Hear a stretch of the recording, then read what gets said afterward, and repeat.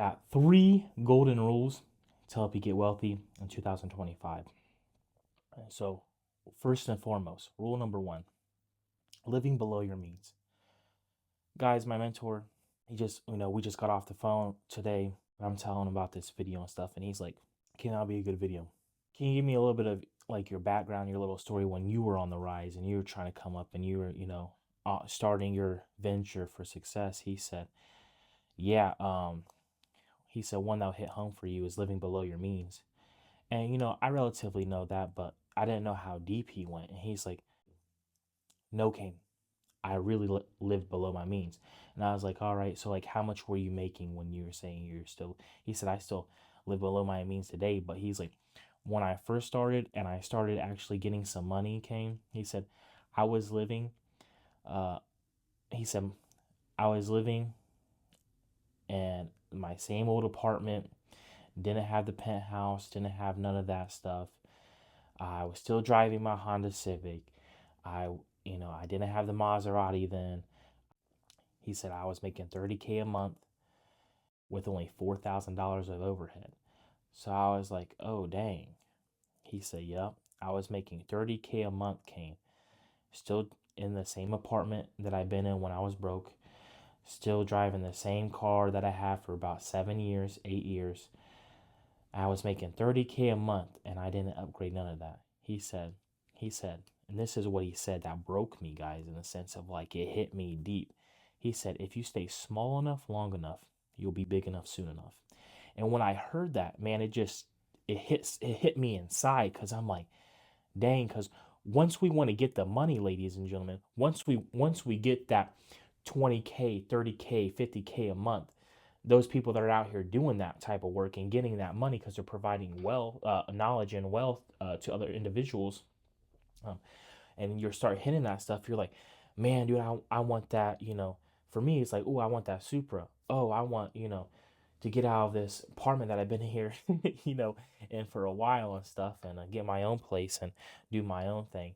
And guys, it just comes down to the point of like, no, bro, just stay in it just for a little bit longer until you surpass that wealth, until you surpass that cash flow that you're receiving a month. Like, dude, I can't.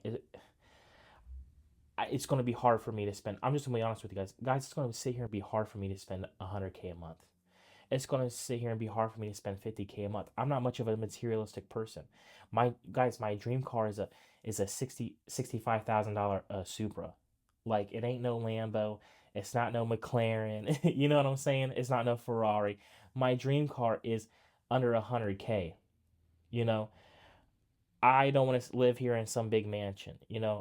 I would rather prefer, living out in the country with a couple acres of woods, you know what I'm saying? Which still costs money, don't get me wrong, but it's not like, oh, let me come out here and buy a $5 million mansion. That's not me. That's not me.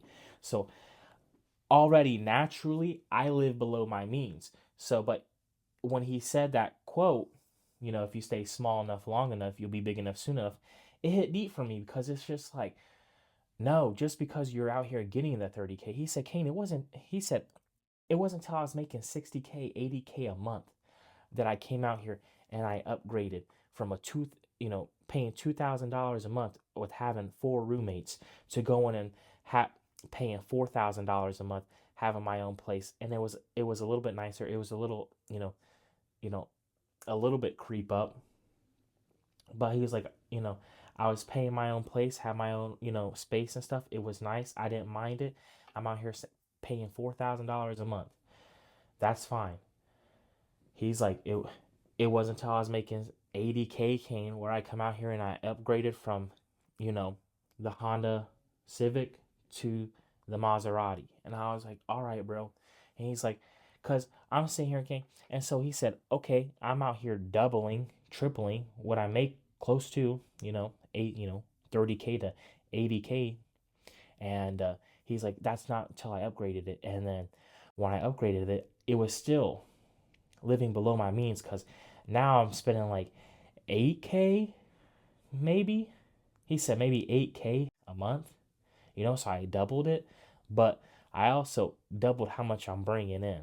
And he said, I spent some money on some nice things, Kane, but besides that, you know, if it's not stuff that's making me money, I'm typically not going to spend it. And I was like, all right. Now the second thing, the second rule, guys, and this one's very important. This one is probably one of the biggest ones, I would say. I mean, they're all big, but this one's one of the biggest ones. And this one comes with generating money and purchasing cash flow. Those two go in hand to hand. You cannot have one if you don't have the other. And we're going to dive into it. So, generating money is basically you coming out here and you have your own business. You have your own business, and let's say you're providing a product or service, right? Let's say we're going to use candles, for instance. You come out here, you buy the ingredients, you're out here making your own candles. Maybe it's just you know, you're just starting out and it's yourself. And you come out here, you buy the beeswax, you buy the coconut oil, maybe, and you buy the natural oils, the fragrant oils, you get the wicks and the glass jars, and you're sitting here, you're putting it all together, and then you you, you market it yourself. You run the ads. You sit here and make your candles stand out from any other candles, and you start, maybe a Shopify, maybe you put it on Amazon, whatever the case may be. Selling it to friends and family. Maybe you have a shop that you're talking with shop vendors, and they're just putting it in their own shop, whatever the case may be, guys. And so you're out here selling a product, right? And people are liking your products, and now you're generating cash flow. Let's say it costs you $4 to make the candle, and you're selling your candles for $8 to $10, right? And so, you know, you're making money on every candle you sell, right? And so, and as you sell more and more candles, maybe your first month you sold 10. Maybe month 3 you sold 40. Maybe month 10 you sold 1,000. You know what I'm saying? And that's when you start generating cash flow by selling a product. Let's say you're a software engineer and you come out here and do a SaaS business. That is a application that is providing a service to people, and that's your product, but it's a monthly subscription, and maybe it's helping people protect some VPN stuff, or maybe it's a piece of software that helps with stock traders, or something, guys, something. It's whatever your mind can dream of, whatever vision that you have. I'm just throwing this out here. So all that stuff is sit there to make what? Generate money. So you need to generate money, right? That excludes from time, right?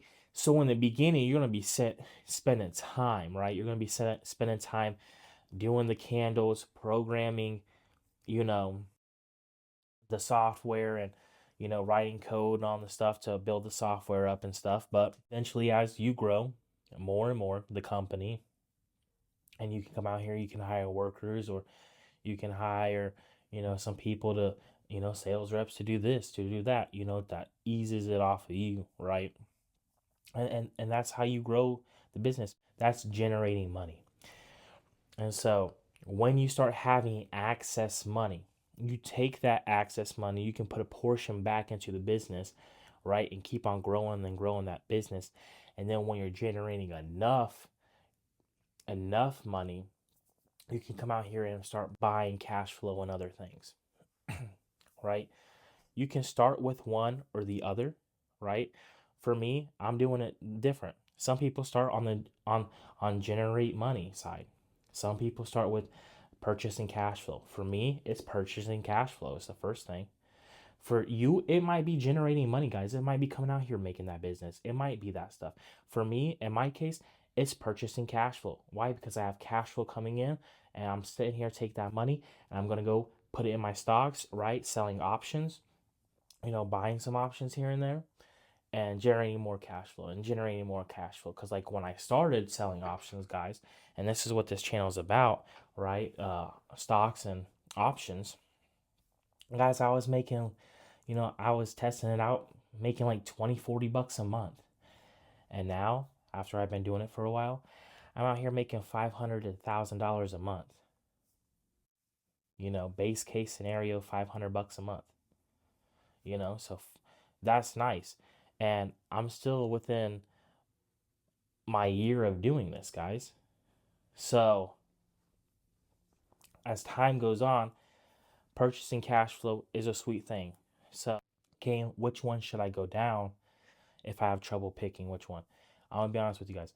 If you do not have a business idea or something that you want to go into, I would rather much have you guys purchase cash flow until you can sit here and think like, okay, what's that thing that I'm passionate about, that I have a vision in, that I can sit here and dedicate time and money to it, and then start making profit of it, right? So if you don't have that mentality yet, and you just don't have that mind yet, guys, I'm there. I don't I don't know what that is for me. I don't. So as my time being, as I'm sitting here making money, I'm going to sit here and purchase cash flow. I'm going to keep on purchasing cash flow. So purchasing cash flow does not have to just be stock options. It can come out here and buy a property that's a cash flow property asset. It could be, you know, a lot of things. It can be dividend companies. It can be, selling options, like what we said. It could be day trading or swing trading, you know.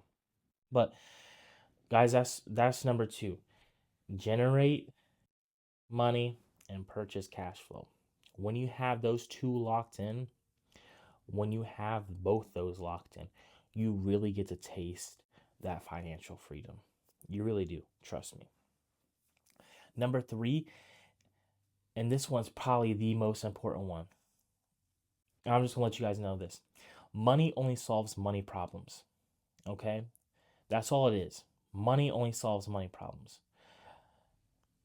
I can give you $1 million today, right? And it'd be great. But if I said, if you take this $1 million today, you will die tomorrow, would you take it? No, you wouldn't. So money doesn't come out here and solve all problems, guys. It only solves the problems that where money is needed, right? So with knowing that, I don't want you guys to come out here, you follow rule number one, you follow rule number two, you know, and you get to rule number three, and you thought you were doing all this to fill that emptiness in your heart and in your soul. No, that's not what money is.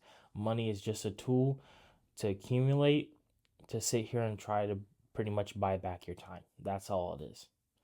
And the thing is, you don't know when your time's up. So you might be doing it all for, you're taking a risk in all this stuff, guys. You're just, what I'm saying? Nobody knows their last day. So even when you're trying to do this, take risks to get the stuff that you want / need, thinking you're buying back your time can be done tomorrow. Your time can be done on the way up to the process. So guys, it's all risky. Life's risky. You're not going to make it out alive. So with that being said, the third and final rule is the vision. The vision. And what's that vision? And so to sit here and explain what the vision is, I'm going to sit here and talk about myself and what the vision is for me. Guys, it's nice to come out here and, follow rule number one and follow rule number two, and you get that vision, and you're sitting here envisioning the Supra. That's for me. My dream car is a Supra, right? And you're driving the Supra around, and you get to go on, your own land, 5-10 acres. You got the animal, beautiful wife, beautiful kids, and stuff's going great. That's gravy. That's a great vision to have. But no, you have to have a vision that comes out here and supersedes yourself. It needs to go beyond yourself. And so that vision for me is, I am a Christian. I do follow Jesus. I'm not perfect and I fail every day. I'm just letting you guys know that. I'm not coming out here and saying that I'm some great. No, I'm not great. But I will say this. Because Christ's death gave me the access to do everything that I do and to have the things that I have, and He's there at every point of my day, I cannot deny the power of. When you have a vision that's deeper, that comes from God, that is deeper than yourself. Like, guys, I'm sitting here and I want to get all this money, not because I want to sit here and build, the kingdom of God, right? I want to come out here and help missionaries, do missionary work myself. I want to come out here and get into the music industry and change the music industry, for the Christians and stuff, because music industry, it is what it is. I want to come out here, impact Hollywood. I want to start coming out here with some actual Christian stuff in Hollywood. I want to come out here and full-fledged for God. You know what I'm saying? And so the money and stuff's cool, and driving the Supra and stuff and getting all that stuff's cool. First ye seek the kingdom of God, and everything will be given unto you. And so that's my vision, and that's my purpose, is to serve Jesus Christ for the rest of my life, and for me to have that financial freedom, and to have that business mindset, so I can not only help my own my own family and myself and my kids, and um my kid, my wife's family and stuff, to come out here and help my brothers and sisters in my bigger family. You know what I'm saying? Uh, the one that, that we all been adopted through. And so, with that being said, the vision needs to supersede uh, yourself. And I'm being honest with that. And maybe you're not religious. Maybe you don't share the same vision as I do. That's fine. That's okay. This is for you. What do you see yourself in that vision? That bit. Don't let it be, guys. Don't let the vision be, driving in the car and doing all that stuff, guys. That stuff's cool, but when you get there and stuff, and you have that, and how can you say this? Because I drove my dream cars before, guys. I was sitting here dreaming with the money that I have now.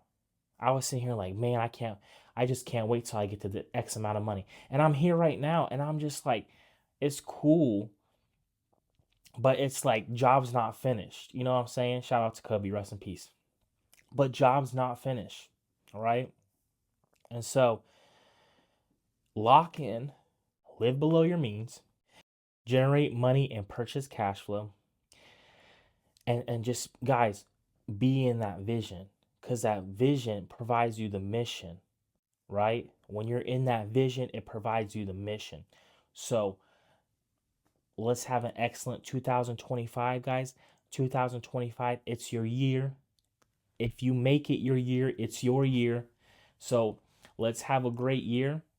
Let's do what we need to do. Let's lock in. Let's execute in the midst of adversity. And I promise you, it's all risky. And you're going to make sacrifices. But when you make them sacrifices, you're going to live like nobody else. And guys, that's it. I love you guys. Like and subscribe, and have a blessed day. Peace.